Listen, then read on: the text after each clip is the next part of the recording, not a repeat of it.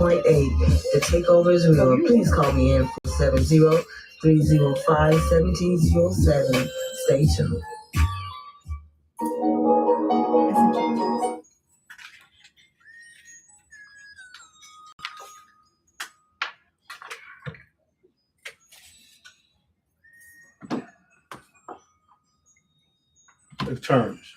Just turn it, pull it to you. Just pull up, yep, there you go, right there. No, go back to me, No. right there. What I'm trying to do is make it closer, but make sure I have space to flip. Okay.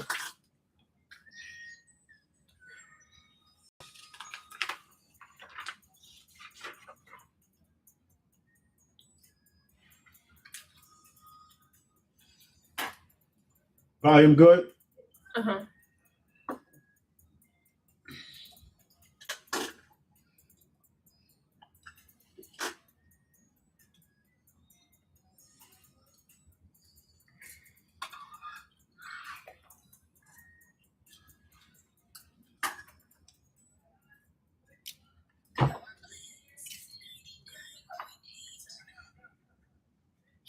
And this is Cassandra. Hey, y'all. Hey. What up? And we are so excited to have one of the station owners, Mr. Andre. Say hey. How y'all doing? All right. And the greatest DJ on the planet, Mr. DJ Nappy Red. What up, though? All right, what's up with you? Okay, so listen, let me introduce you really quickly. In fact, I'm going to have them introduce themselves. We're going to start with our Black historian. Hey, Tell them your name, baby. it's History with Chemistry. History with chemistry. That me? All right, and then our next guest, she's going to introduce herself. Hey everybody, my name is Ana Quiñones. I'm with We See You Human Justice Corporation, CEO and founder. All right. Now, we got some hot women. We got some hot chicks in the house. So listen, we're going to start talking with Miss Chemistry. And Chemistry, what you got for us today, girl? Because I know it's something good. Oh, yeah. Go ahead. Listen here. Go ahead. The last time you was here, right? You mentioned people just got their slave papers. Mm-hmm. Oh, Remember yeah. that? Yes. Can we talk about that? Yeah, run that before we verse. go into Okay. Absolutely. Mhm. Like, because I was speaking with some people and I was telling them that you was coming back on the show. Yeah. And I just wanted to spin the block with that. You were Yeah, saying, now let's start from the beginning of that. I'm sorry, Miss. No, No, this is a good place to start. Yeah, no, good place to start. And let me not be disrespectful. Anna's husband is here. Tell him your name, baby. My name is David Scott. Mr. David Scott. So her husband is in the room. So go ahead. Welcome. We don't want to ever not Exactly. overlook anybody. Exactly. Go ahead. So I would like to actually talk about that because a lot of people don't know about it. So when it comes to when states implemented the end of slavery or wanting to enforce the end of slavery, they all did it at their own pace on their own time. Mm. In Mississippi, if I'm not mistaken, it was 1998 when they decided to officially, on paper, abolish slavery in the state. Mm. So that means, and that's slavery in any capacity, because slavery isn't only like you get whipped. You know what I mean? Like that's not the only form of slavery in this country, which I'm sure you know a lot about. But when Mississippi basically abolished it on paper and started to implement okay, this cannot be, that's when the people that were sharecroppers or people that were essentially free, like my grandfather, he wasn't locked up on no plantation. He was in Pittsburgh, Pennsylvania. But his great grandfather and his grandfather still were owned by this plantation owner. Meaning until 1998, if that plantation family or that family wanted to come and retrieve their property or go and say, hey, he never fulfilled his end of the contract, which his great-great-grandfather signed for him, which would lead into generations, my grandfather could have went to jail or been required to go back to that plantation and work. Now, of course, this is every year prior to 1998, which is only Mississippi. If I'm not mistaken, it was Louisiana, which was the other state that decided to implement it. I think that was 76 or something. But it was later, later in the 1900s. Yeah, because you were saying that somebody just got their your grandfather Yes. just got his release papers from being a slave? Absolutely. They're not a slave. Right. Essentially a contract. I say slave because we're going to use the real words. I'm not with the whitewashing of history. We're going to call it what it is. And essentially what he would have been doing on that plantation had he not received those papers, had 1998 not happened, that would have been slave work. So he received, and a lot of people whose families, I'm not the only person, whose families belong to plantation owners in Mississippi, they received their papers around the same time, between, of course, 1998, probably roughly like 2005-ish. But yeah. So that summed it up for me, because I was still stuck. Like, I'm like 1998. Okay, 1998. We are still new, right? We haven't hit the millennium, right?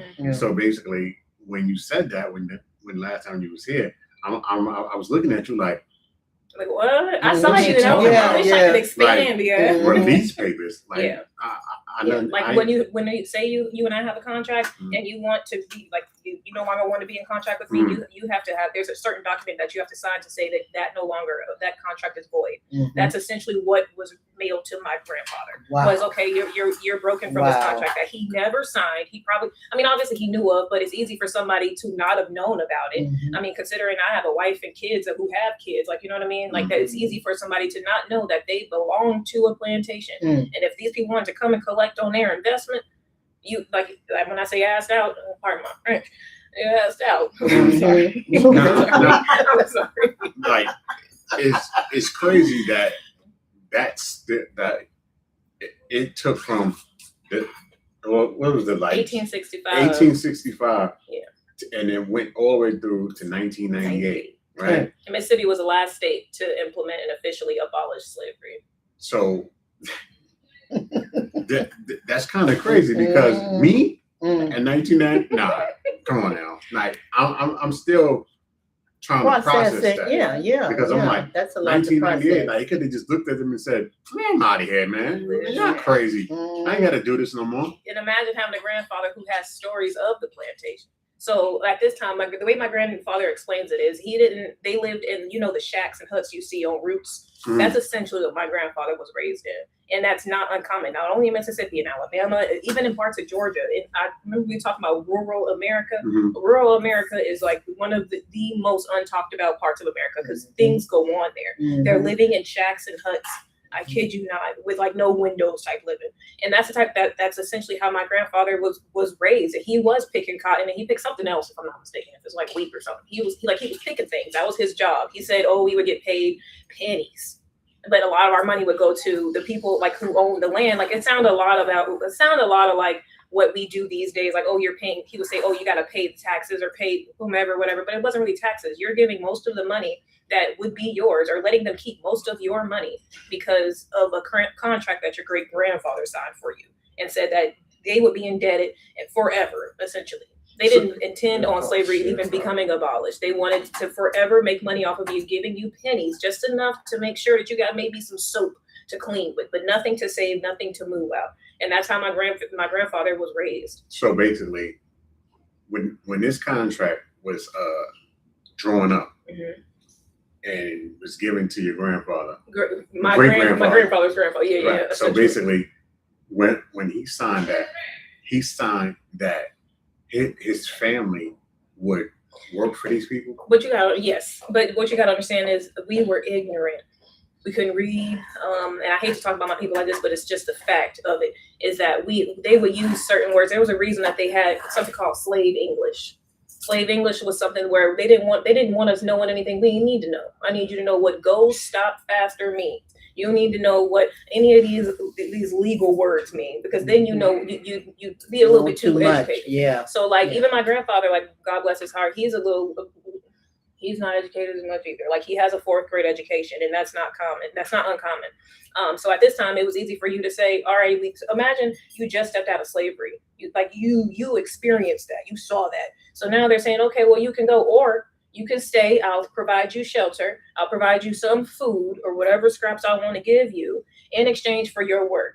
Okay, yeah, I'll do it. You probably take it too, because also you got to understand, you don't know how to navigate this world. The country didn't free us. And I put air quotes on that for a reason. They didn't free us with a pamphlet and some money. No, they even took their 40 acres and that whack mule back. Literally, like, so when you think about it, like, you either, they're either saying, all right, we gonna give you nothing, or you're gonna take this little bit of nothing that we're gonna give you and maybe a few pennies. You're gonna take the few pennies because you're also hopeful that, okay, I'm gonna do it and I'm gonna just save as much as I can. In a few years, I'm gonna be out. No, now you done signed on this line that said you and your family belong to the Duck family, which is my family. We belong to them. Like, that would have been, that's absurd. Absurd. But that's not uncommon. It's so common in the South. Well, that's why I mentioned the movie that I did, Alice, because that movie, that was a true story. Yeah. And that was powerful to know that people were literally living on those plantations, not realizing that they were free to come and go as they chose, because of white people's manipulation of the system per se, right? So you didn't ask me whether you was free. I ain't telling you free. So, I mean, that's sick to me, but that in modern times, those people had to go through that. So it's definitely interesting. So let's go ahead. Let's talk more about what you want to talk about today. So today's topic is actually and like, since Michael Jackson is like the main topic, and he always should be. I think we should. She said, and he always should be. Okay. Even though he gets all the praise, he still deserves more. But I do want to talk about the influence and where it came from. See, a lot of people will hear about like the Soul Train Awards, or not Soul Train Award, but like the Soul Train show, and they think that that's where Black music started or Black expression started. But truly, no. I want to talk about the Chitlin Circuit. And the reason I bring Michael Jackson into it is because he was heavily influenced by the people that performed in the Chitlin Circuit. If you don't know anything about the Chitlin Circuit, I don't. We gonna go into New Yorkers, darn it, those New Yorkers. Hold on now. You should know that's literally like where, like, the Harlem Renaissance, like that's literally where it started. Like, Don't do that. I'm telling you, we can get into it. We can get into it. All right. So just to briefly explain, I do have my notes here. And I will be referencing them because I write a lot of notes. Okay. So the Chitlin Circuit can easily be explained as like a network of live entertainment. And when I say live entertainment, it could be juke joints, clubs, poetry lounges, restaurants, different theaters. When I tell you the Harlem, of course, this is all during the Harlem Renaissance. But when I tell you the Harlem Renaissance and the Chitlin Circuit, the lecture circuit, they were all ways for Black people to express ourselves beyond what the world was told about us. Had it not been for the Chitlin Circuit, even stretching all the way outside of Harlem, you can get to San Francisco. So like, if it weren't for the Chitlin Circuit and its vast reach across this country and even ultimately across the seas, people would just think we were ignorant, think that we were just whatever was going to be portrayed on the TV. And not to mention, that's actually why the Chitlin Circuit was so heavily attacked by like the government and the CIA and all these different letters that we all know is responsible. Okay. Sorry. So the time frame of the Chitlin Circuit is roughly, I would say it definitely started during the Jim Crow era, but even before then, I would say the 30s to the 60s. Chitlins, just a little brief fact that I found. Did y'all know chitlins was used as sausage casings? Would you eat a sausage with chitlin casing? No. I don't eat pork, so I don't. And I don't think that would be the side of the pork I want to eat, to be honest with you. So during this time, the reason it's called the Chitlin Circus, because if you guys know anything about Black people, I don't eat it, but it is in our culture as like a delicacy. It is something that we unfortunately took off the plantation and won't let go. So we just have to embrace That's it. what they gave us to eat. But also, did you know that chitlins was once an actual delicacy to the white ruling class? Like, they actually ate chitlins until they started to learn other parts of the animals, like other parts of cows and stuff like that tasted better when you cooked it at a certain point, which they learned, or what they were taught by Black chefs, how to make certain parts and different parts of cows, chickens, and other animals. Yeah, I just thought I'd throw that out there too, because we really like that for real. Okay. I'm sorry, because like we really all right. While the origin of the name Chitlin Circuit can be traced back to the early 1900s and the late 1800s, you'll notice that the word chitlin, maybe not paired with circuit, the word chitlin would be paired with a lot of different words, basically meaning that this was a Black establishment or this was a Black event or something like that. It was always, the word chitlin was always somewhere in our gatherings. So that was kind of like how we coined it, the chitlin circuit. Sorry if I keep saying wrong. Yes, okay. At the time, it was very rare for Black performers to be seen as valuable people. During this time, of course, you're looking at the early 30s, 1930s. If we were performing in anybody's establishment, we were a minstrel. We were strictly there doing what they wanted us to do. If we were there at all, there's a reason there is a Black face. When I tell you, if they could not have us there, they were not going to have us there. But sometimes you just can't find another Nina Simone. You just can't find it. You know what I mean? So if you're going to be here, you're going to do what I want you to do. You're going to go through the back. You're going to shut up. And that just was not our natural way of expressing ourselves.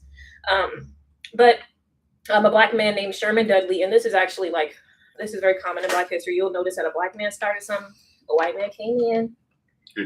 Yep. Yeah. And this Black man's name is Sherman Dudley. He had his own theatrical touring company. So the way that you can understand this is basically he knew a bunch of different poets, artists, and of all different sorts, and he found theaters and places that they could actually perform, and he would book them for them, and they would all pool their money together. It worked so cohesively. And not to mention, it wasn't only Black performers. He helped Hispanic performers, Native Americans. He helped all the different people, even at this time, German, the white people that they didn't want to claim yet. He opened this up, this circuit for them. But I'll get to that point. Theaters were released all around Washington and Virginia, which is where this started. I believe it started in Virginia, and then it started to make its way to Washington. And once it became known that he kind of pioneered this business venture. Not a lot of people was doing this, like actually making a corporation, getting people to pull in, and then finding like locations. This was just it didn't happen at the time. Mm-hmm. So by 1916, the Dudley Circuit extended all over the South and the Midwest. Now, this is where the word circuit started to be coined, I guess you could say, when it comes to the chitlin circuit, because by this point, it wasn't quite the chitlin circuit. This is before they just decided, okay, we're just going to call it chitlin. It was called the Dudley Circuit. Mm-hmm. All right. This allowed entertainers to secure long-term contracts. And the thing about the contracts that were signed, a lot of performers, I mean, obviously they're not living today, but these contracts, even after the Dudley Circuit went out of business because of something we'll get into eventually, their contracts they were able to boost their platform. Like when I tell you, like we'll get into the people. All right, so the Dudley Circuit had permanent ads all over Black newspapers, and it included 25 theaters. The thing about this circuit was at the time, this was like unheard of. Not only was it Black owned and helping other Black people, it was helping other people from other communities. And you had reach, you had pull. He had connections everywhere. Everywhere. And he was very well known. He was known to be very, very trustworthy. Like he never shorted his people. Now the thing about it was there was issues on set, and there was issues within like the entertainers because they weren't making a whole bunch of money. When you are working with these theaters, you're going to have some pushback. You're a Black man, and these theaters are owned by white people. They want the money, so they're gonna take your money. But they're going. When I tell you, they were charging. I don't know how numbers, but like imagine say this room $2,500. For the average person, they're charging $5,200, and somehow, some way, all your entertainers they pull in all this money, but now they got to find a way to recoup their investment, and that's just not going to happen because the people that's coming to see them make pennies, chump change. Black people weren't making salary, nothing. so it just was not. There were internal issues, but that is not the reason that it ultimately met its demise. Okay, the Dudley Circuit set the groundwork for the white-owned and operated theaters. It's called the Theaters Owners Booking Association, aka TOBA. And they popped up in the 1920s by a man named Milton Starr. Now, like I said, Dudley Circuit was new. Nobody had this. Nobody even thought about this. To get artists together, to pull money together, to actually put on shows. So this white man, Milton Starr, he met with Dudley. Now, the thing with Dudley was he knew what he had in his hand. No, I'm not going to sell my company to you. No, I'm not going to let my artists like re-sign to you. Absolutely not. Like if you want a partnership, and Dudley told him on numerous occasions, if you want a partnership, we can partner. I'm not selling my company, and no, you cannot. Like this is mine. But he didn't have the is it a patent or is it a copyright? What is it called? Copyright. I think that would be copyright. That would be That copyright. trademark. Yeah. He essentially didn't own that business structure. Yeah. And we'll see what happened then. Okay. I'm going to say something, and I'm probably going to offend some people. Not that I care. I just want I say that because nobody cares about how we feel. Okay. I say this because it's a touchy topic. So Jewish-owned companies were going around doing business with Black people just to steal their business, and this is very true. Yes. And this is when, if I'm being honest, it's going to veer to the right a little bit. This is still seen today. 89% of Hollywood, specifically hip hop, is owned by Jewish men. Mm-hmm. So this is where it started. And the Dudley Circuit was not exempt. Toba, the White Man's Association, stole many of Dudley's artists and showcased them as his own. The way that he did this was he would lure them in with sign-on bonuses. And he'd be like, all right, I'll give you $500. And imagine you broke anyway. So he's not like he's offering millions of dollars. He's offering a few more pennies than what he offered. So these people, these Black people, and this is where we probably should stick together. Okay. They went and signed with him. So he took all of his essentially his business. And it was just, it started to get hard for him. Milton also brought up all of the competition venues. The issue that was happening, like I said, is the venues were owned by white people who didn't really fool Black people to begin with. So as soon as a white man come in, it don't matter how much you offer now, we got a white face. And this white man got the artist that you was offering. Mm-hmm. So we don't really, to hell with you, is essentially what happened, sadly. Give me a minute, sorry. But it did ultimately force Dudley to try to merge with Toba, but Toba kind of was doing good on his own at that point, where he was like, nah, I'm good. Like Dudley fell on his sword, but it was a little too late. At that point, Toba had 50 venues, and but he did allow Dudley to manage his DC office, which was kind of, I guess you could say, sweet or whatever. I don't know, whatever. Toba ultimately dissolved in the 30s due to mismanagement and ultimately to the Great Depression. When we talk about Black history, we don't talk about the effect of the Great Depression. I want to say something about that. So, Dre and our great grandfather was a rich man during the Great Depression. Mm-hmm. James P. Johnson, the original composer of the Charleston, was our great grandfather. When you talk about the Chitlin Circuit and Harlem Renaissance, he was part of that. WB is one of those companies that were beating people out of the money. So we have James P. Johnson Foundation, which now is collecting from WB because those Roadrunner and Bugs Bunny piano riffs was our great grandfather, right? And our great grandfather taught the man that taught Ray Charles how to play the piano. You know what I'm saying? So I understand what you're saying about them taking that money and all of that. Very, very common. And when you think about the downfall of a lot of our greats, like you'll notice a trend. If you watch even the Temptations, or you watch Why Do Fools Fall, like all these different beautiful artists that just have so much soul that they just wanted to express, they were taken advantage of. And a lot of times, I mean, sadly, the first person to take advantage of them would be probably like a Black person, but that'll drop them in the hands of some Jewish white man who ain't have their best interests at heart. And that was common to see in history in general. I promise I'm not gonna go through all this. I just have who performed, but just a few more notes about the Chitlin Circuit because it is important. So if y'all know anything about the Harlem Renaissance, it laid the groundwork for the Chitlin Circuit, because the Harlem Renaissance was not just a widely accepted expression. No, Black people were killed and hung. You ever heard strange fruit? You know what I mean? So the Black expression was not accepted. And when I say expression, I don't want you to just think that it's singers and dancers. No, these were the poets. These were the philanthropists. These were the people, the educated people, the talented people. This was us expressing hundreds of years of worth of like brutality, and also just showing that we're more than what you've portrayed us to be.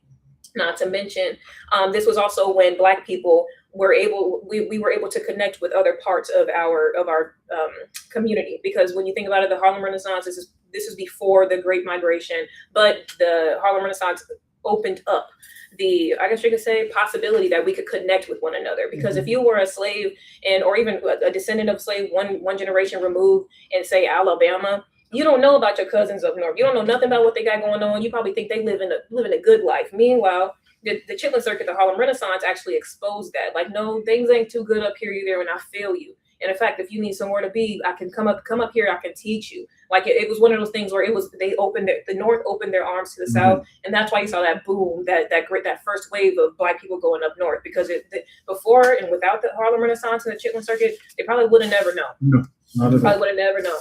The amount of Black people that thought that nothing was going on up north is crazy. But okay, let's get back to Toba. like I said, Toba is the white man's business. It went out of business. Woohoo! All right. After Toba's demise, two Black brothers named Denver and Saul Ferguson from Indianapolis created the Ferguson Brothers Agency, and they had a national network of venues. Now they kind of picked up where Toba stepped down. This was actually the original origin of the Chitlin Circuit name. The Ferguson Brothers business shut down in the 40s, but it helped cultivate relationships between Black artists and venues, both Black and white. Now, the Chitlin Circuit isn't an organization. It's not an LLC. This was simply a movement. This was, I know y'all tired of hearing the word expression, but baby, it was expression. It was reach. It was just like, think of the circuit. Like, you know, when you hear like a circuit breaker and it's a bunch of wires going, that's literally what it is. It was our wires going everywhere and every which way. The books were around the communication. Yes, I love it. All right. Just to give you, just briefly, real quick, just to give you some ideas of the people that performed and belonged to the Chitlin Circuit, you got Langston Hughes, you got Red Fox, you got Sam Cooke, Ray Charles, James Brown, Aretha Franklin, Ike and Tina. They performed, just to give you a few, at the Royal Peacock Theater in Atlanta, Cotton Club in New York City, Dookie Chase's restaurant in New Orleans, Sweetie Pies in St. Louis. They perform, like I said, theaters, clubs, bars, community hall centers, anywhere that you can get some Black people to sit around and just enjoy what they listening to. We was gonna get it done, okay? But that's just y'all's history about the Chitlin Circuit. And of course, I started with Michael Jackson because I wanted to put it in perspective. This is somebody we all knew, and the influence of the Chitlin Circuit is just that deep, and it doesn't end there. Thank y'all for coming to History with Chemistry. All right, History with Chemistry. Yes, I absolutely love hearing her talk about history because I learn something every time we hear something that I didn't know. Some of that stuff I heard of before. So when we're learning, that's what it's all about. So I thank you, Chemistry, for coming in and talking to us. Listen, we are about to take a break, and we are with Blendz 99.8. Awesome, Chemistry. Thank you. I'm sorry. No, girl, that was good information, child. Question for you. Yeah. On your great grandfather's birth certificate or stuff, have you been able to look at those He birth doesn't have records? one. He doesn't have one. Him or my grandma, and they're both from a very similar part, two different plantations, a very similar part of Mississippi. Did they ever do census? In Mississippi, yes. But I think, if I'm not mistaken, because I have a cousin who did some digging. I think the issue was at the time, slave owners would put that they had less slaves. Yeah. And I don't know what that was about. They would put that they had less slaves. I don't know a whole lot about it. I wish I did more digging. And I probably should do some more digging because there's something there. And I know that we got land. That's another thing is I know we have land. Especially Mississippi, yes. Yeah, and we also have land in South Carolina. But it's just I think when it gets close to home, it evokes a certain rage in me. If I'm being honest. No, and that's fair. It's one of those things where, if I even talk to my granddad, if he talks to me about it, because he barely ever do, I get mad. I be thinking some crazy thoughts. So I gotta do some emotional healing. So, legally, look where you live. I'm helping him. He in Louisiana, his family had how much acres? 121 acres, and it's got a government building there now. State government building. Wow, that's big time. We're getting things ready to. Because that belongs to you. How would you go about if their descendants still own the land, though? Yes, and it's legally. He's really good at that. He's taught me. So look into it because you know what? That belongs to you. That belongs to all of us. Okay. Ready? Okay. Okay. So I'm gonna Flip us. to Anna. Can we put? Yeah. Sis, let me know if this is making you aware. You're fine. Okay. Yeah. Yeah. So good. You be right there when you get ready to flip out.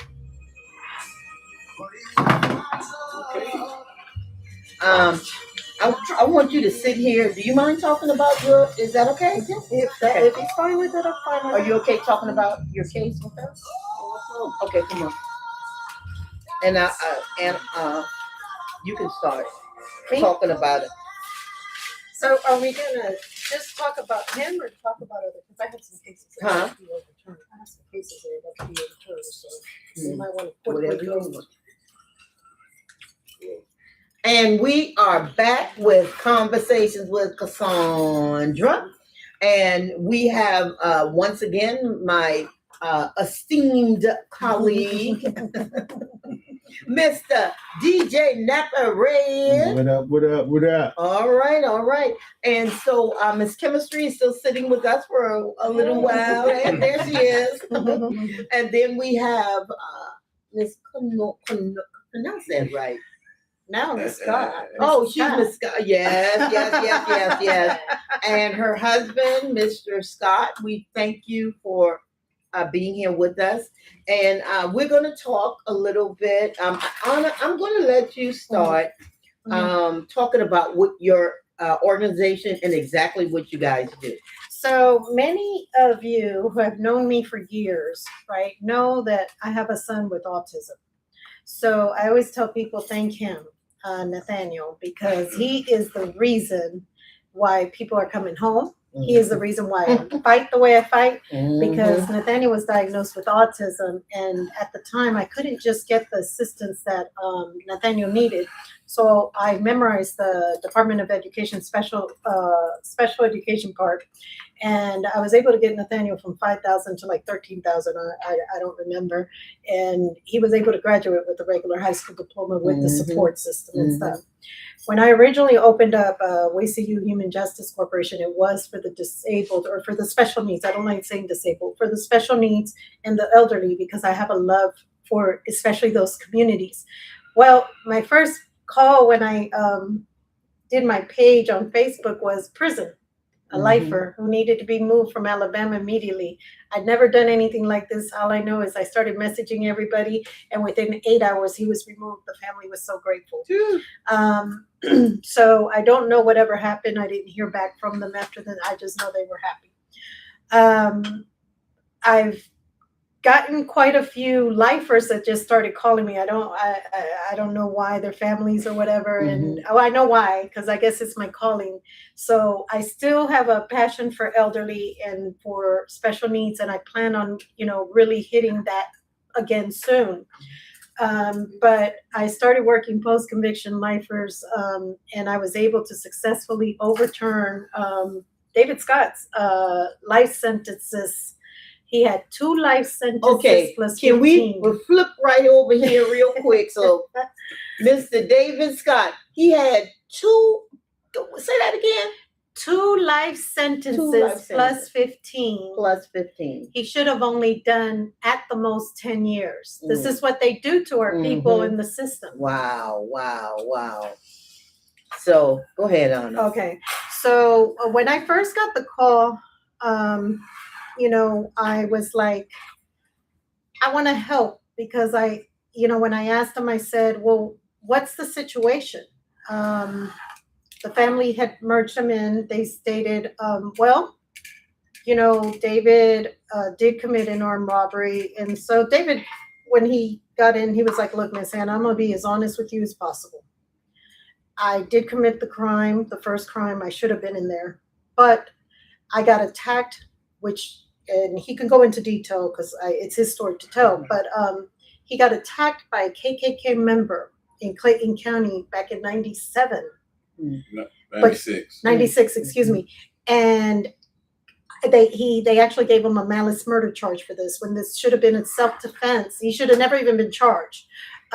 He will talk about that, because the situation is that 96 case with the school principal that he did commit the crime with, which he is sorry for, was connected to that stabbing, as we found out later on. Wow. Wait a minute. So I'm gonna need you to tell us some of it. We don't want you to tell us any more than you're comfortable telling us. But yeah, okay. So tell us What did that feel like when you were only defending yourself? But of course, you're talking about a KKK member, so I'm sure he was trying to kill you. I'm sure of that. Go ahead. Yeah. Initially, you know, I was shocked because he came from behind and he hit me so hard that my head hit the table. Mm-hmm. With a shank. And when I looked up, I was seeing 3. Mm-hmm. I could see 3 of them, and he's just standing there and he's holding a piece of wood about this long that he had filed down into a shank. Mm-hmm. But there was a piece of it broke off into my neck. It's about 2 inches long. And I'm thankful to the Most High Lord that if he hit this way, I would have been dead. He hit down, and the angle that he hit at, it broke. And that allowed me to like get away, get up and like retreat. But when he came after me, he tried to stab me again. I had pulled the piece out of my neck, and my neck, like blood was just like gushing out of my neck. So he tried to stab me again. I hit him, and then it was like. Well, before that, I must add, David backpedaled to the corner wall. So he was cornered. He kept asking for help. There was no, as we still deal with this in the prison system and jail system, there was no staff there. They were supposed to be in lockdown. No one ever came. He backpedaled, he begged for help. And at that point, he was left in a flight or fight situation. Look, we're all original here. I'm fighting. I don't know about the rest of y'all, but I'm fighting. You know, we're not just going to stand there and let somebody kill you. Oh, no. Especially one of our counterparts and say how it is. So you go ahead. I'm sorry. No, I just know this case like the back of my head. I'm sure you do. Certain things, like, you don't understand, like, in those situations that it's literally like fight or flight. You know? I wasn't trying to die. Like, I beat him, but my partner, Emil McFord, wherever you at, bro. Yes. I thank you very much, wherever you are. Like, Emil McFord, he called out to me and he was like, Dave, back away from him, you're gonna kill him. And I backed away. Immediately. And very important. And if it wouldn't have been for that, I probably like would still be in prison. Because that was one of the aspects that Miss Mosley and with Tasha Mosley, shout out Clayton County. It's Clayton County. What is she in Clayton County? District Attorney. Yes. Okay. Tasha She actually Mosley, overturned this. you know, Wow. And Judge Geronda Carter. Wow. Judge, what's it, Sonia? Sonia, I can't think of Judge Sonia's last name, but she was amazing the second court date. Because we went backwards on his case. We overturned the KKK case first. Actually, and when I brought it to Tasha Mosley, I don't reveal this to a lot of people. I said the same thing to her. Look, Leonard Jones was there with me. Okay, Leonard. And thank you to Leonard. Yeah. You know, he's a great advocate. Great advocate. I mean, great probably advocate one of my for favorite justice. Yes. Yeah. And you know, she decided, she was like, because she kind of, I could tell she read the case and she was like, because first she was like, no, it's not happening. And I said, look, this guy's sitting in prison and you're talking about KKK. But I think I got so obsessed, as I do with most of my cases, I got so obsessed with the case, I started digging even deeper and I realized some things are connected. And it all had to do with the original reason why he was sitting there. And they did so many things that were so wrong back then, because you got to think this was when Clayton County was white Clayton County, and it's changed very much since. Yeah, shout out to Clayton County. I love that county. I really do, even though they mess it up all the time. But this is, let me say this. Just you sitting here and me hearing your story, man, I'm telling you, it moves me because I have heard the stories for years. I did prison ministry for over about 30 something years. And I would talk to guys and they'd be like, yeah, I know everybody say they're innocent or, whatever. But Miss Green, I'm telling you, blah, blah, blah, blah, blah, blah, blah. And I would sit and literally cry. And, I would talk to family members. You know what I'm saying? I would talk to family members. But I've worked with the federal prison in Atlanta. I was there about 10 years teaching classes, right?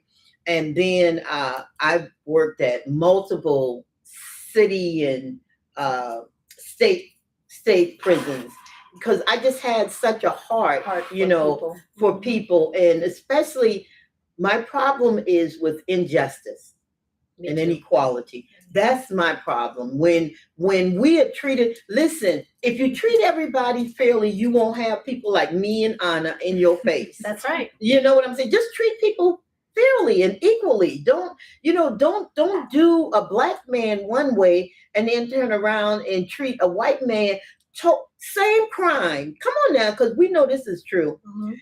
A black man can commit the same crime and get sometimes double what a white man gets. And that's exactly what happened with David. And has happened with so many other guys. Just in Judge Schwall's courtroom over in Fulton County, here in Fulton County. We were sitting there for Maurice Evans, and We See You Human Justice Corporation stands 100%, 110% with Maurice. And please, back him up. He, with Maurice, he did a justifiable homicide. He's the Bojangles case, the manager who shot the guy. There's so many things that have not been said, and we literally saw Judge Schwall offering guys hundreds of years or take the plea deal for 30, 20, 50 years, whatever the case was. And I actually made a post on it. Look, elections are here.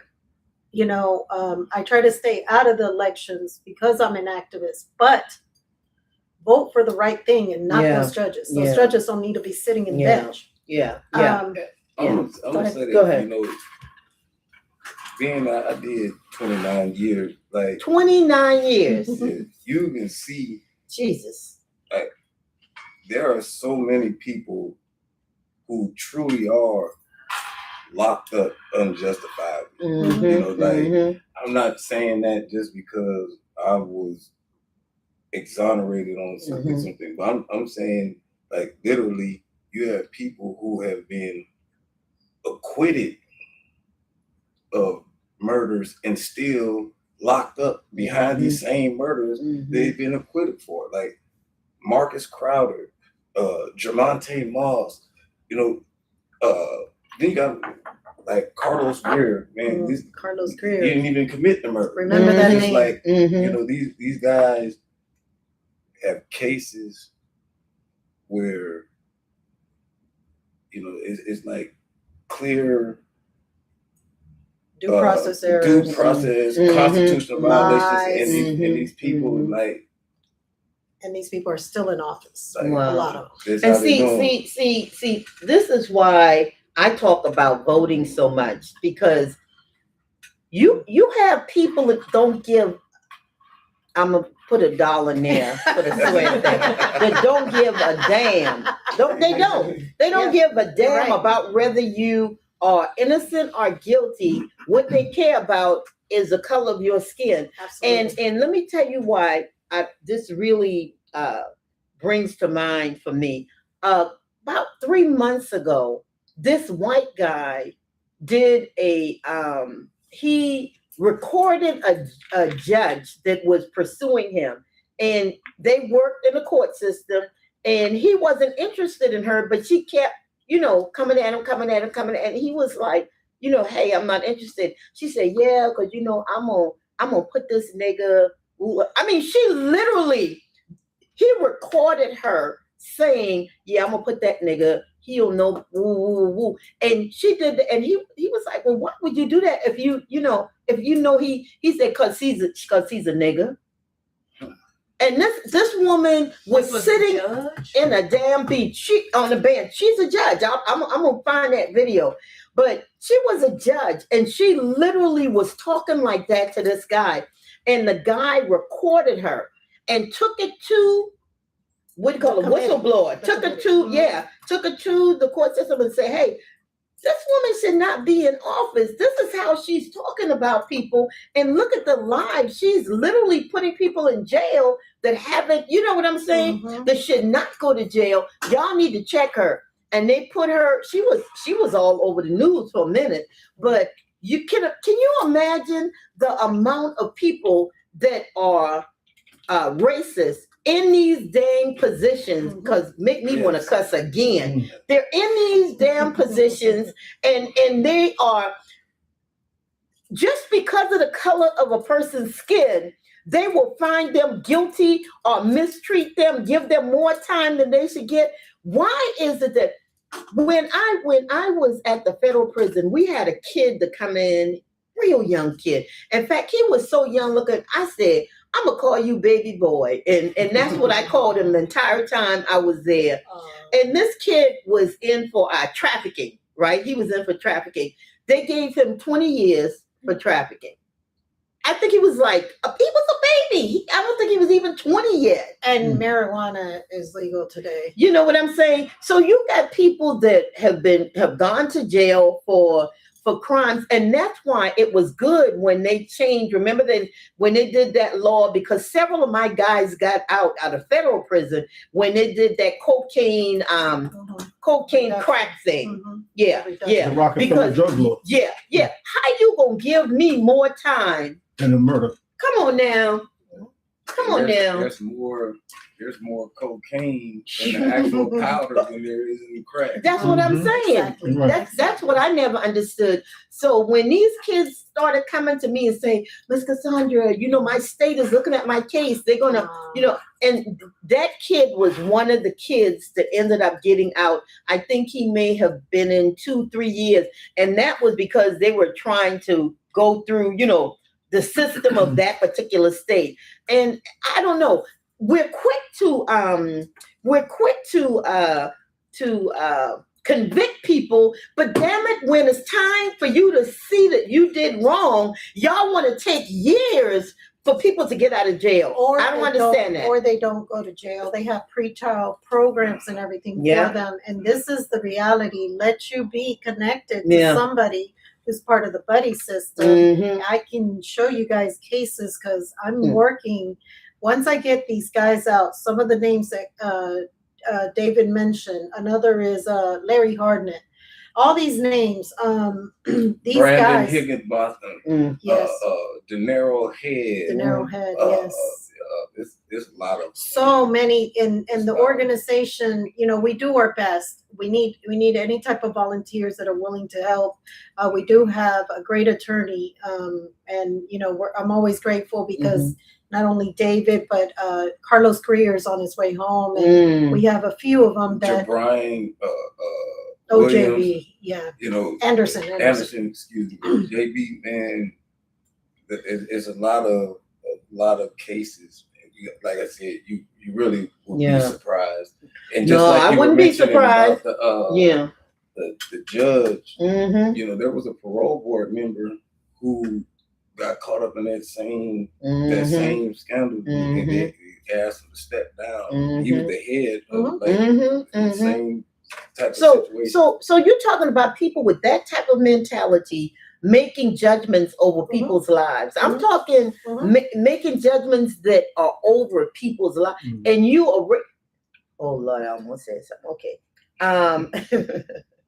Because this stuff bothers me more than anything else. How do you sit on a bench or be an attorney and the ones that the public defenders, and you don't like Black people, and you freaking supposed to be defending me. Sis, let me tell you something. Yes. Oh yeah. I tell you, everything Yeah. has been done before. Yeah. I say that. So, Okay. sis, let me say something. And, a lot of people don't think about this. Even these attorneys that are taking thousands and thousands on a murder, their minimum is 50,000.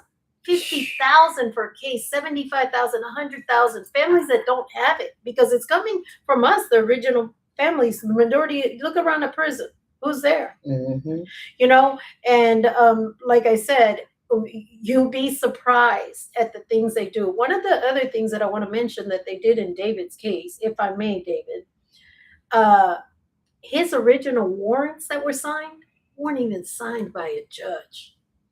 And as soon as I started questioning, this person retired, which is something we're still pursuing. Yes, an attorney, as a matter of fact. Who worked in the 80s, 90s, 2000, but just so happened to retire right when I started questioning. What about these warrants? Yeah. So he should have never been sitting in prison in the first place. It goes back to what the sister was Sound like a lawsuit. earlier. This is something that was implemented long before we even came. The Black law and codes and things like that they've had in existence for a few centuries that have orchestrated the legal system. It's all 13th Amendment politics. And it's so much that's going on. Like, it really is free labor. Like people don't understand it. Like, she was talking about the indentured servitude, but it's really slavery. And switched it over to the prison system. Because reality. Let's hit that a little bit. Let's hit that, David. What about when how much do now at the federal prison they used to make mattresses and a couple other things. How much do they make? Were they being paid? Well, up until I want to say the past 5 years, they just started paying some. I do mean some. Like, if you don't work in the GCI, Georgia Correctional Industries plant, you're not getting paid. That's what I'm saying. So that is exactly what we were talking about. Chemistry. You got free labor. What is it with this country with wanting our people to work for free? And then they make us complicit in the process. Oh, absolutely. We the ones buying the produce. We're the ones buying the shit. Hello. And now we're part of the problem. Now you really can't say much because you wearing Victoria's Secret. Oh yeah, eating the absolutely. potatoes. They make us complicit. This is all historical. And back to what you were saying about these judges. These people were put in these positions. When you think about what happened after the KKK was essentially what they say, ran underground. These people ran underground and into courthouses. Oh, and then these people have influence and family members and friends that would make sure that their descendants get in these positions. And here we are in 2026, generations removed from slavery, of course, but these are the same people with the same mindset. The boys club. It's all history. And that's why when people say history doesn't mean anything, we can't go anywhere from here. Yes, we can, because we got to know where we at and how we got here. Ain't nothing changed. That's right. Exactly. That's right. I'm sorry. I get very passionate. It's the truth. Brother Rizza Islam, he teaches us the same thing. Yeah. You got to know your history. You have to. That's what I keep trying to tell people. If you don't know your history, you're doomed to repeat it. That ain't no dang lie. That's a truth. Cause look at where we are right now. Look at where we are right now. In 2026, we're still fighting for voting rights. We're still fighting for civil rights. What the heck? What the heck? I mean, I don't get it, guys. I do not understand how we can still be in this place, in this country at this time. So part of it is, I believe they tried to dumb us down and separate us a lot. Mhm. You know, even me, a lot of times they'll say the white woman coming in and advocating, and it's like, no, the Puerto Rican Taína that's coming in and from the Caribbean, and we're all one, and y'all need to learn to stick together, all of us. You know, with these immigration issues, all of it. You know, this is our land. What are we doing? What are we doing? Let's fight. You know, let's unite. And when I say let's fight, I don't mean get all crazy. There's ways of fighting, and there's way of dismantling a system that was made to intentionally cut us out. Exactly. Now the question is, when are we going to get together and fight? Because every time we do get a good group together, what do? We're then prisoners. What is it? Prisoners. What's the word I'm looking for? Where we turn against our country when that's not the truth. Yeah, traitors. Traitors. Oh, we're always traitors. You know, you don't agree with the administration you have right now. You a traitor. And that's what's happened to me in a lot of the Department of Corrections. That's how they feel. Oh, you know, David always laughs because he's like, you have found a way to go around all of them and beat them at their own game. Because this is my thing. If you do policies and procedures, you better be following it. Or I'm going to read those transcripts. And now they don't want to give you transcripts. They don't, you know, David's, he could tell you, it took me almost a year to get his.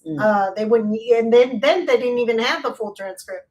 And I read this case over 50 million times, and I finally found it July 3rd or something like that. And I was like, you know what? He's on his way home. And he had 2 misdemeanors, and they gave him habitual offender, when that is very illegal and the law is very clear. So, you know, I look forward to getting more men and women out, our people, and helping the special needs and helping the elderly, because my passion is to love on people and make life better. Yeah, and I know, you know, I know you, and I know that that's where your heart is, and It really is. and what really, and I mean, it just hurts me to no end that we have to go. Why do we have to go through this? Why is there such a hatred for us? Just because they don't want us to ever come into the understanding that we are the original people of this land. This is and our that land. This is our land, and that these land patents and stuff that belong to us, that we coming for it, and they don't want to have to relinquish what they've been in control of. Listen, absolutely, I agree with that. You know, the lynching that I direct, the Moores Ford Bridge lynching, I've directed it. This was my 18th year. When that lynching took place, it was about voting and stopping us from voting, whatever it took. That governor at the time, Eugene Talmadge, said, we got to keep essentially niggers out of these positions. We don't want them working next to us. We don't want them. I mean, he literally ran his campaign on separation and division. Now we got another doggone idiot with the same type of mentality about separating us. But if we ever stand together and really make up our mind, oh, heck no, it's y'all over. Not doing it. I'm telling you, it's going to be a wrap. It's going to be a wrap. But as long as they can keep us divided over stupid crap, yes, ma'am, stupid stuff, we will never get to the place that we need to be in this country. This country is so crooked right now and corrupt. It is ridiculous. And briefly, they've also separated our families. Keep the husbands, keep wives, keep your children together. Let's fight to keep our families together, because that's part of it. we don't want that separation. We're not the trash that Absolutely. they say we are. Yeah. In fact, we're probably the best parents in the world, and united, Absolutely. we make mountains move. We stick together. Amen. Amen. Well, listen, it's about to be another little break, and as soon as we with this break, we're going to come right back to Anna and David and have him talk a little bit more about, because I am so moved by the fact that you've been able to help these men get out of life situations. I mean, literally life situations. 99.8 Power Blendz 99.8, and we'll be back. We'll be back. To the #1 radio show. Ready to stream the #1 station. Power Blendz 99.8. I feel like I'm in the Breakfast Club. Get that Breakfast Club feel. And I love the passion that everybody feels, because that's what it's about. Yeah. Look, I mean, like I said, in the case of Carlos Freer, we can talk about, and we should go into briefly what the attorney realized was that I had 7 injections yesterday. So I'm moving a lot better. Hey, YouTube. Thank you guys for hanging in there with us. Thank you. Okay. Where's she at? Can we see you? No, No, because she's back. Oh, I've been turning it no, back and yeah, forth. because I'll be leaving to Oh, okay. in the middle of it. But I love your passion. I'm like, We need more of that. We need more of that. If we had more of us together like that, yeah. I'm telling you, we'll get that change. Yeah. She has a podcast. Yeah. Okay, so my largest platform is TikTok. Okay. And you are history with chemistry. So on TikTok is Kim Possible, but everything else I'm history with chemistry. I started the page at Kim Possible, I think it was on blow up, and then you started to mention my videos and stuff like that. I keep it, so I'm kind of stuck with Kim Possible. How many followers? 523K now, and I'm very happy. Oh, congratulations. Then Keep it up. Yeah. Yes, I yes. got 20K on Instagram, and then I have 80K on YouTube. So right now I'm in the process of starting my own talk show, and most of it's going to be Black history, but also trying to tie into some current events. My goal is to try to to try to put Black history in perspective, because the issue that people have that don't care about Black history is that, oh, it already happened, but it's actually actively happening. It's actively So yeah, I'm trying to like tie it all together. Like that's the goal, and that's coming soon. I just got the studio yesterday. I just got the studio, and it comes fully equipped with everything. Now I just have to get a lot of organization. So editor. I have Wells, like as far as her attitude, I definitely take from Wells when it comes She to didn't take not no caring. crap. Yeah, not caring what nobody says. That's it. Yeah, and also taking pride in her work. But also I feel Malcolm as well. I also feel Fred, but my issue when it comes to Fred's energy is I have a hard time letting others in. And it's only, I tell you, I mean, like, it's one of those things where I don't trust. Yeah. Like, I don't. It's hard for me They'll to. ruin it. Yeah, because like if you look really deep enough in history, you'll realize everybody betrayed us. Yeah. Everybody betrayed us, and I get we ain't living in history no more. But also these people like that influence. Just like we talk about white supremacists and KKK. That your story was recent. Like that's recent. It's like we can't. It's hard for me, and it's very naive of me, very like shallow-minded of me. I still have a lot of growing to do. Like I'm 26, but I still got a lot of living to do to get to where I need to be. For it.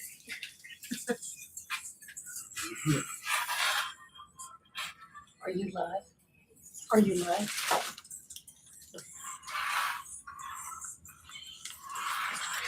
And we are back. And Miss Chemistry, before you go, please just give us a last word. Hey y'all, and bye y'all. Thank you so much for having me. Follow me on TikTok at Kim Possible, CHEMM Possible. Okay. Make it All happen. right. Thank you.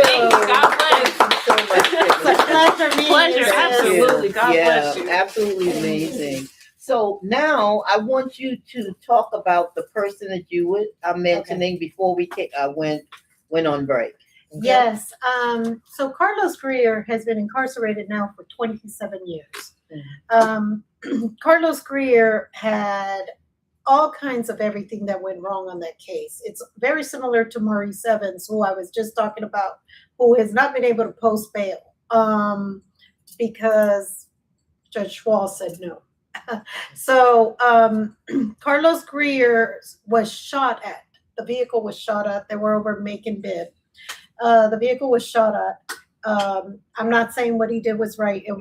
We see you doesn't negate or go away from the fact of this did happen. Mm-hmm. So they were young, whatever, and they shot back. Carlos shot back. So there is a law in the state of Georgia that even if you are a convicted felon, if your life is in danger and you're shot at, particularly with a gun, you can defend yourself and everybody else who is within that party or whatever. Mm-hmm. He should have never been charged.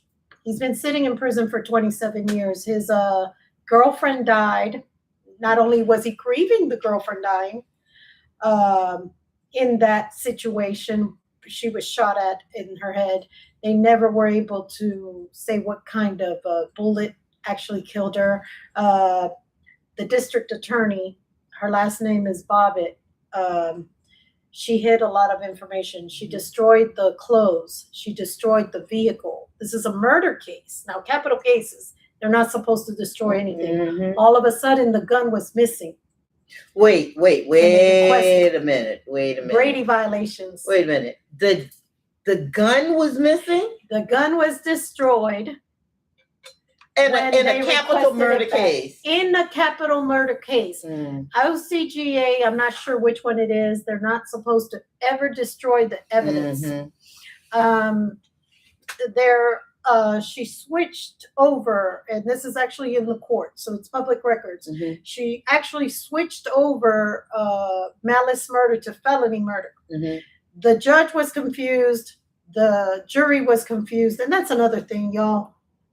If they call you for jury duty, don't get upset. Go, because you might actually save a person, somebody. Get a life murder when he shouldn't have even been sitting there. Yeah. This was clearly a self-defense. They were shot at. They weren't looking for trouble. They went to go eat and were on their way back home.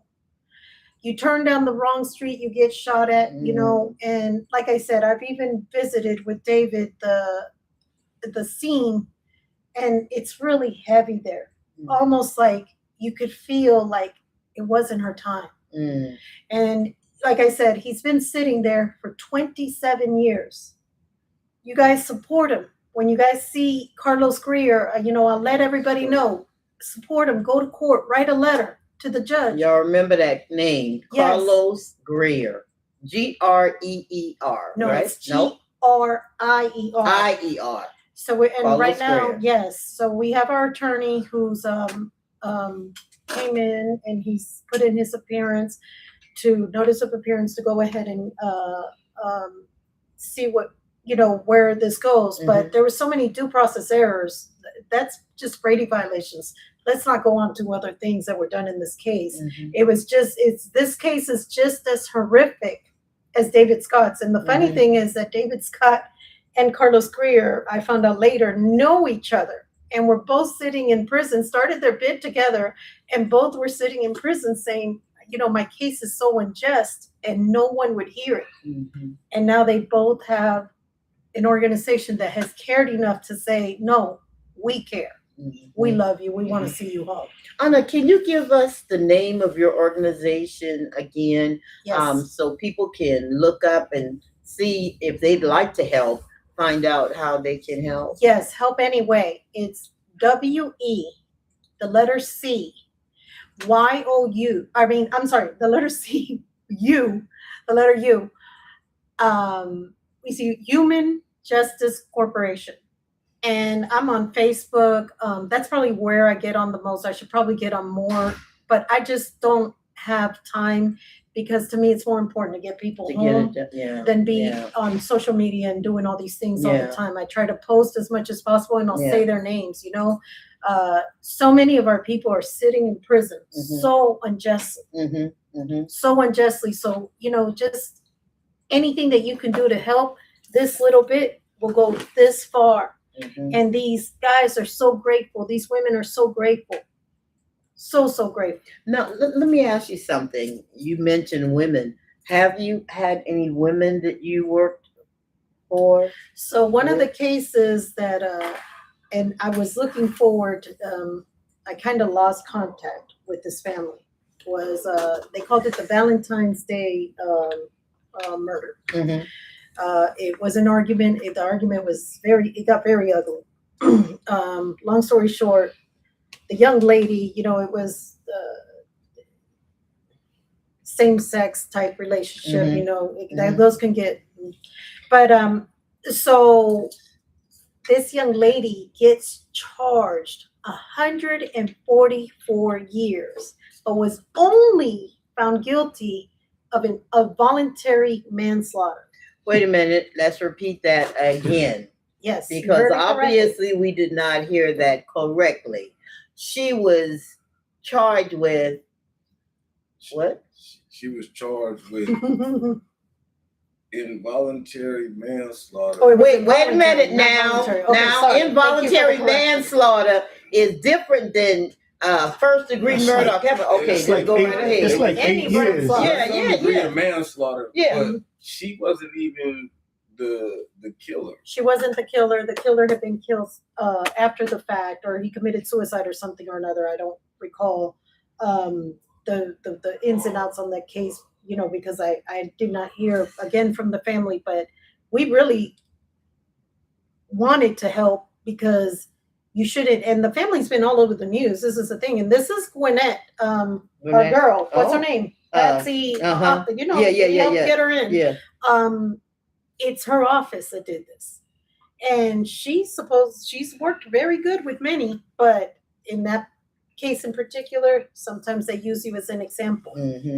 Sometimes they use you as an example, and it's not right. But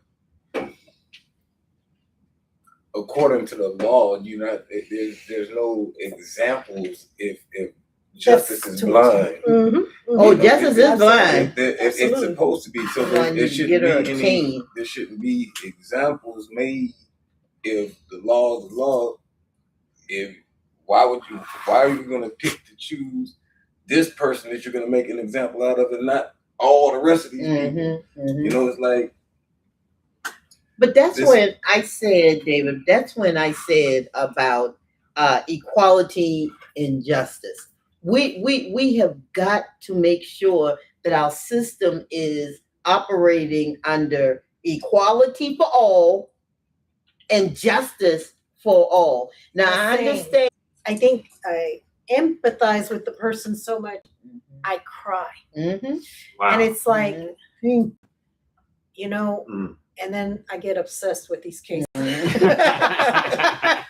get it. I will get you home. And David Scott has been very instrumental, I must say, because a lot of things in the law I have learned from him. Because he had time to study the law. Okay. Yeah, 20 how many years, David? 29 years. My goodness. Go ahead. And they were trying to even railroad him at the end and give him 6 more years. We just had a secret weapon, and that was our attorney. Shout out to Mario Williams. Mario, wherever you at. I know that's right. We do salute you, Mario, attorney Mario Williams. We salute you. So my next question is, when your first person that you got off death row, right? So it wasn't death row. It was a life sentence in Florida. There is life without parole on a murder. Okay. How did you feel after the verdict? So when it went to the justices, because they had to take it to the 13th district court or circuit. 13th is Georgia, is Florida, right? So when they did, so okay, first of all, 11:30. I think it's 11. So I'm like, I didn't know what I was doing, y'all. But somehow I knew what I was doing. It was very similar to David's case. It was one of these, I just helped put an argument and just made all these calls. And really, honestly, I don't know what I'm doing every time. I just start talking. Just making moves. And I think a lot of times, it's, the thing is not being so rude when you go, but being stern, right? So when you're a woman in leadership, you understand. Oh my God. Sometimes it's kind of like, and they don't know how to take you, so you got to kind of brush it down and just, I'm just really trying to help this person. And when you do that, you can get so far. And like I said, I can't even, it's almost like, and even with David Scott, like so many people have told me with all these cases, Anna, do you know what a big deal you did? Last year we got 17 people home, different ways. Whether it was parole, 17 people. Whether it was parole, rehab, go back to court, get rehab, get them before going to jail or going to prison. It was in different ways, but we got 17 home. That's huge, right? Because activists don't do that. But when we did, it's like people will ask me, and it's like, I don't know. It just feels like I did the right thing. That's major right there. I don't know. Like some people would probably get big headed and try to, because like people kept telling me, even with David, because it was all over the news, right? They were like, Anna, you could start going to radio stations and start going everywhere. And I really didn't. It was, I was so humble about it. David was so humble about it. We did do, I think for Leonard, we did a show because he was there and he helped them.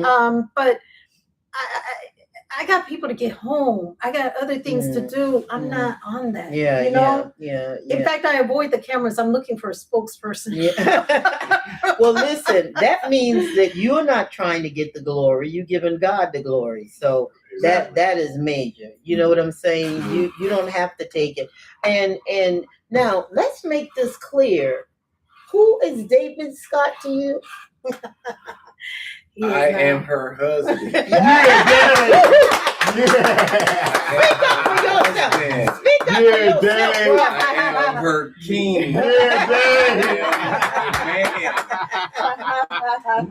I love it. That's right. I love it. That's right. Yeah, Put it out there. Put it on out there. So, Anna, you found love. So one of the funny things is, Mario, our attorney, we're really good friends off, we see you in attorney duties. Okay.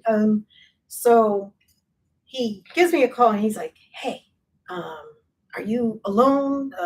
Take me on speaker if you have me on speaker. I'm like, okay. He's like, hey, David Scott, I think is like interested in you. I said, oh, stop it. Player.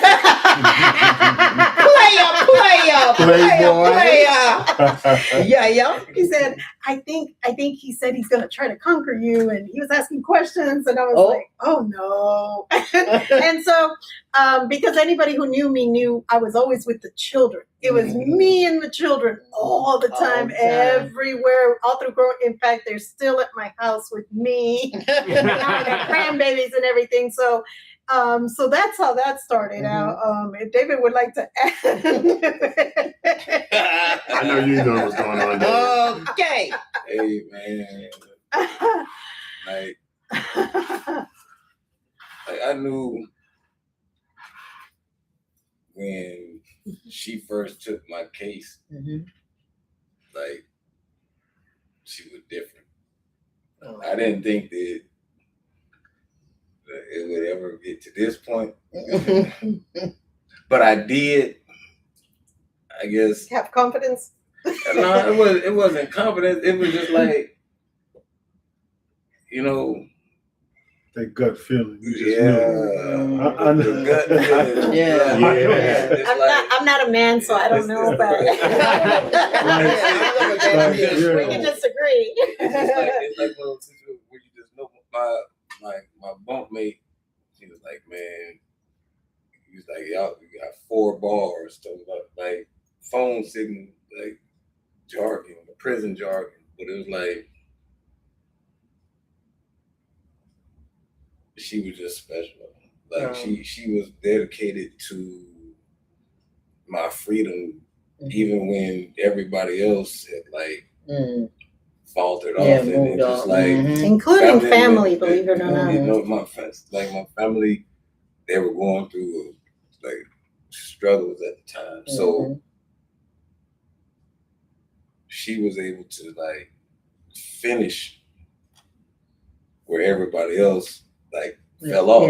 You know, and it's just like finishers get the prize. That's what he said. The finisher gets the prize. All right. He got the prize. He got the prize. Hey, that's awesome. You know, like, and here we are. Like today, yesterday made a year today. You know, that I've been out free. Okay. So it's like that's beautiful. It's a beautiful thing, brother. Yeah, because that's another whole story. They tried to keep him in after they were supposed to release him on the 2nd of May last year. They kept him in 5 more days. That's another story. Okay. Yeah, we had to go to the media. Clerk didn't want to send the paperwork up from Clayton County. Just kept Listen, when you've been in that long, one day, no, a half a day is too long. Right. A half a day is too long. Right. It's a wrap, bro. I'm out of here. Y'all need to do my paperwork. Let me go. And he was doing it maliciously. Yeah. Like they're mad. Yeah, you done get news coverage and that. I don't know. They don't like the way, you know, they don't like that. Oh no, they like didn't. They didn't like it. But let me tell you one thing. That story aired at 10 o'clock at night. At 7 o'clock in the morning, I was getting a call. Your client, David Scott, is on his way home. Okay. Exactly. That's what I'm talking about. And one thing about it was, and David, if I may, he told me, he was like, it was something about when you spoke to me, you gave me life. I don't know if you remember telling me this. Yeah. It was something in the way that when she told me, you know, I'm gonna get you home. No. Like I didn't know what I was doing, y'all. It was the way that she said it. Yeah. It was like she's gonna do it. She's gonna do it. All the people who I heard, that when she said it, it was like ding ding ding ding. Yeah. Okay. Yeah. So like I wouldn't say that I played my cards, but it was like very imperative not to mess it up. You know what I'm saying? And everything. I'm thankful to Allah for, you know, because it's like, you know, marriage is half the deen. You know, my brother knows, like I'm better. Yeah, I'm a whole lot further ahead than most people who've been out of prison for only a year. I didn't get no transitional center. None of that stuff. It was just that's good. Case overturned. I'm out. So no more papers. Paper free. That's good. Yeah, that's real. You go from being in prison for 29 years and then no transition period. It's just straight out. So it was like jumping from out of the fire into like ice. Yeah. But she had set me up, man, for like success. Yeah. Wow. Through strings that she had pulled, and it's like I was very grateful for. Thank you. Alhamdulillah. I love that. I love that. See, this is what I'm talking about. When you know, when you in a relationship, that's the way I want him to talk. You know what I'm saying? I got you. No, I got you. You know, we got each other. That's right. And I think that is so essential in relationships right now. We gotta come together. It's like we pull against each other instead of flowing together. And you know, I mean, I'm not an expert now. I was an expert one time. But you know, I haven't. I mean, I've been by myself 26 years now, celibate, completely celibate, and I think that marriage, y'all coming together, is amazing. And then your purpose now are as one. Mhm. So now the purpose is two are better than one. That's Two right. are always better than one. I don't care what nobody That's say. right. You know, so I applaud you guys for what you're doing. Anna, tell us one more time about your organization Okay, and so how they can get in touch with you. yes. I do want to do that. And I can use any type of help, anything, everything. So WE, the letter C, the letter U, Human Justice Corporation. I'm mainly on Facebook because, like I said, I don't have time. David doesn't have time. We have a lot of cases. And we're really trying to help people come home. Mhm. And, you know, we want to make sure every case closes successfully. Mhm. And post-conviction, even pre-conviction is but post-conviction is worse. It's very, very tedious, very, very tiring, and very, very, very, something you have to have a passion for. Because if you don't, you will not do the right thing. And so many activists out there, please do your researches on these organizations. Please do your researches. But my phone number is 863-333-1941. And you guys can call there, you know, and I'll do my best to get, you know, to your cases because I'm very, very busy. You know, have transcripts, have discovery ready for your family. You know, WeCU does not charge because we are a nonprofit, but the attorney does charge, you know. Mario Williams, he's got the DC bomber case. He's a great attorney. Attorney. Yes. Wow. Yes. So we do have one of the best in the nation. David tells everybody, he's like, man, he's a pit bull in court. He's a pit bull. So, you know, and our email is WE, the letter C, YOU, the number 01 @gmail.com. If you'd like to reach me personally, I'm mainly on Facebook. It's Anna Nawoti, NAWOTI, Quinn, QUIN. And you can look me up there. And if you'd like, you could share your Facebook or your TikTok or whatever. I don't have time. I think he does more social media. All of it. The people who follow me, they watching this, they know who I am. They know they already connected. Like I just want to say shout out to all y'all who are still in behind the wall that's holding it down, man. That fighting these cases, man. We know it's OG hard. Hit, man. Dog, Monte, BK, Montana, all of you, man. Big Homie Benzo, all you got, man. Look, we coming. Yeah. We coming, bro. One by one. All right. Well, this has been an amazing time with you, and I really have enjoyed it. You know, we know each other. We've Personally. personally. And you know, I'm always here to support you, whatever I can do. Thank you. And just Thank you, know sis. that. And bruh, you know, I know how to do karate. I'm just trying to prepare. I know how to do karate. If anything go on with my girl, I'm gonna pop up with my karate. I'm gonna tell you right now. So you have been listening to Conversations with Cassandra on Power Blendz 99.8.